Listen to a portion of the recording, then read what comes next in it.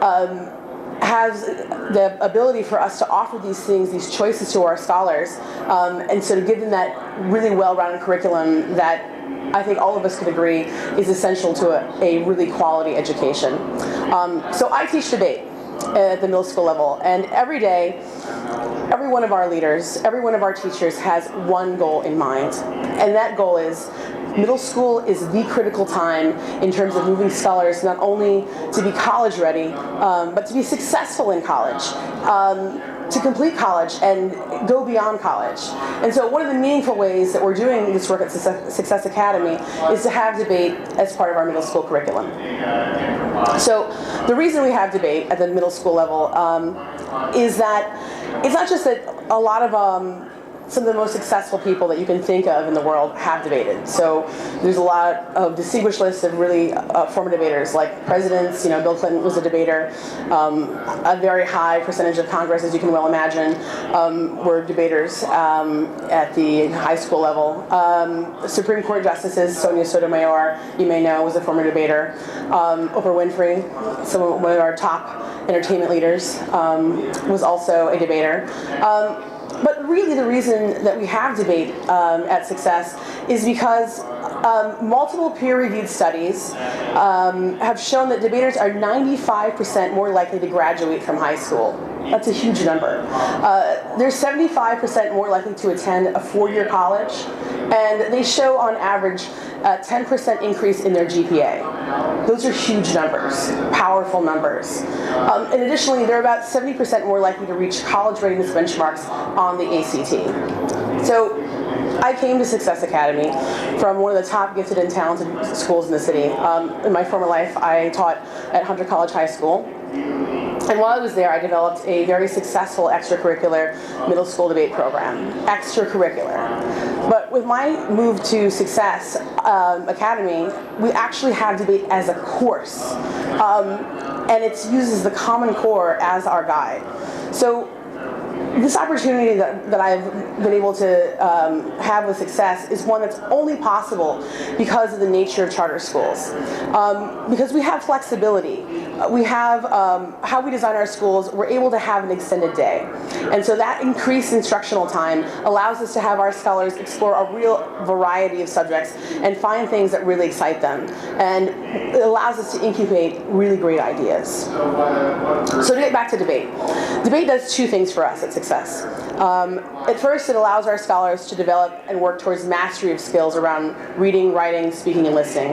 And it's aligned to the Common Core. But the second is that it allows scholars to routinely work utilizing these skills in ways that access the higher level thinking around analysis, evaluation, and creation.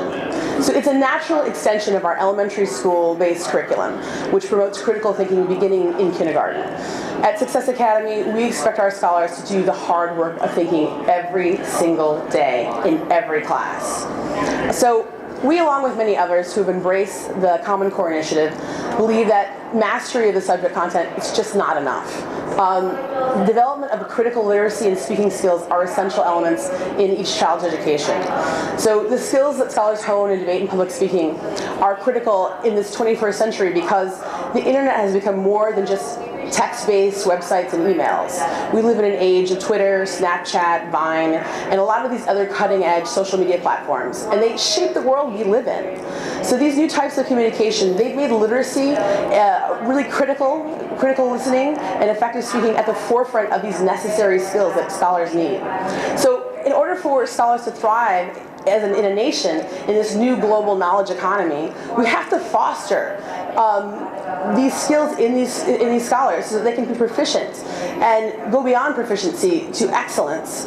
And we can only imagine when these scholars are entering college in just a few short years, what the Twitter and Vine will be in 2018. I can't even imagine it, but I'm sure our scholars who are already thinking and inventing these things can. So in terms of utilizing these skills in ways that access higher level thinking, in debate, scholars routinely analyze by breaking information about debate topics into parts to explore understanding. A recent topic that came up in one of our debates was about state-mandated administration of childhood vaccines is justified. So this sort of of illustrates. The scholars had to do research, and they had to understand how and why vaccines are administered to children. They had to understand the connection to the health of the population as a whole, and the system through which vaccinations are regulated. It's more than just knowing that states demand that children be vaccinated in order to go to school. It's understanding why are vaccinations required, what are the benefits to society, and how is regulation achieved. This is really one of the things that debate does for us in terms of doing the research element of the component. But the foundation of debate is really the writing of arguments. So at their core, arguments are hypotheses or reasoned opinions supported with evidence. So these reasoned opinions organized with evidence, the arguments force scholars to evaluate the information they've researched. And additionally, the actual act of debate, that back and forth between opponents, it has scholars constantly evaluating and critiquing arguments and justifying particular courses of actions that maybe they or their opponents have proposed. But ultimately, the highest level of thinking can be found in debate when scholars generate new ideas and ways of thinking. So I'll give you an example. At a debate tournament recently, I have a scholar, Latif.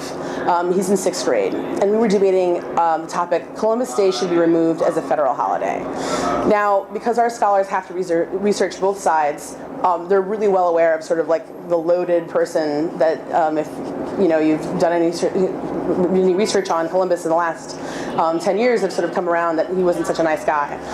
So our scholars were really well aware. They're prepared really well on both sides. But Latif, he wasn't afraid to debate the hard side, which is, in his opinion, was that Columbus should stay as a holiday. And so what he did, which I thought was so brilliant, he thought about it and he said, well, we could have Columbus Day as a holiday, but we could turn it into an occasion for somber reflection, similar to like Veterans Day or Memorial Day, and we could maybe compare it to the change in meaning to Thanksgiving. A lot of Native Americans now celebrate Thanksgiving as, a day of mourning to sort of mourn their, the ancestors who passed away. And what this thinking is really brilliant. He put these things together to come up with a really creative way to solve the problem of why we should keep this holiday around when he's just heard in this debate lots of information about why Columbus was such a bad guy and we shouldn't celebrate him. And it's precisely this kind of high-level thinking that spawns the creativity that we should be promoting in every scholar's learning. So ultimately, while a lot of reforms in education have come and gone, the movement toward standards and outcomes endures. And that's because we need to reliably find ways to close achievement gaps or prevent them from occurring in the first place. And we need to minimize the effects poverty has on achievement. So through the support of curriculum and enrichment and debate and other programs, we can do that. The flexibility and willingness and ability to embrace innovation are what makes charter schools like mine a critical partner in the development of education for every child. And so what I'm really hoping that we can do is promote debate and public speaking as a course that's an essential element in a lot of schools. And I'm really hoping that the new mayoral administration will see that this is a critical element that I think every school could implement. And if anybody's interested at all in how to maybe go about setting up a debate program of their own, I can certainly be a guide, and please come and speak to me about that. Thanks.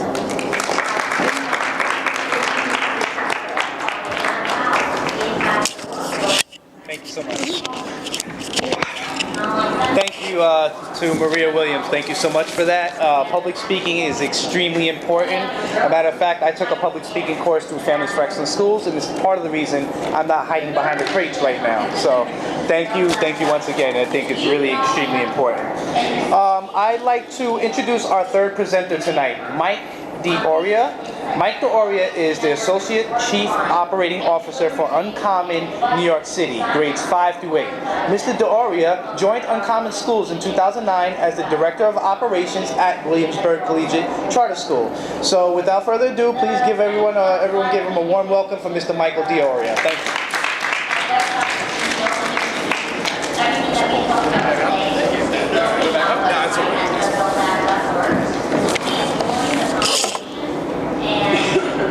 Finally, Thank you. So, Let's give you some time.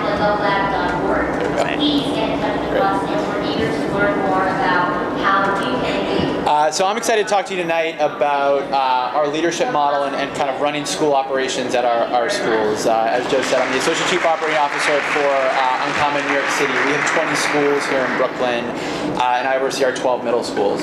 So just a little bit of context about Uncommon in general first to get us started. So Uncommon is a bigger organization than just New York City. We currently serve just under 10,000 students in 38 schools in 5 regions in 3 different states. And before we dive in, just want to talk a little bit about our results and kind of how our students are doing right now. And I know this is a big topic, and there's a lot of different ways to interpret results in school success. And I'm sure as we continue to dive into Common Core, our understanding of that will continue to evolve as well. But I wanted to highlight 5 quick points for you that I think are points of pride for us and let us know that we're moving in the right direction. First is that every Uncommon school in all our regions outperformed the district in which it's located in both ELA and math exams last year. And 93% of cohorts that have been in our schools for at least 2 years closed the achievement gap in math. As we look at our older students, Uncommon high school students in New York City and Newark, which are the 2 regions where we currently have high schools, outperformed white students nationally on all 3 sections, so that's math, reading, and writing on the SAT. 81% of students who took an AP exam scored at least a 3 on 1 exam. I think most excitingly for me, 80% of our high school graduates are either enrolled in or have graduated from a 4-year college, and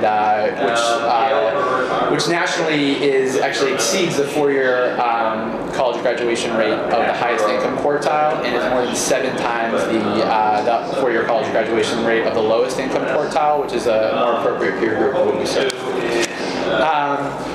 So digging in, I want to talk about what I think is one of the biggest drivers of that success, or one of the biggest reasons that we think we've been able to be successful in our schools. I remember when I used to work at Williamsburg Collegiate, I would give a lot of tours to external people or folks from outside of the schools, and they would often ask, "What's the secret sauce, right? Or what's the magic bullet of how you're doing this work?" And I think anyone that's been in schools can identify that there is no secret sauce. There's no one answer to how to close the achievement gap or how to educate children. And so we often use this quote at Uncommon that talks about not having one 100% solution, but having 101% solutions. And I would take that even to the next level and say sometimes it's 1,000, 1/10% solutions. But knowing that we're searching for so many different solutions and that we have to do so much to really run excellent schools, we looked at the traditional school model and felt like we weren't necessarily setting ourselves up for success. So when I think of the traditional school model and the type of schools that I went to growing up, you had one superhero principal who was running everything at the school, was in charge and accountable for everything, and also had to take on the most responsibility in what felt like a superhuman task. And so when we looked at running our schools and our school leadership, we decided to split this role into 2 and have 2 superheroes. And so we have a principal and a director of operations at each of our schools who are equal partners in running the schools and being accountable for that school's success.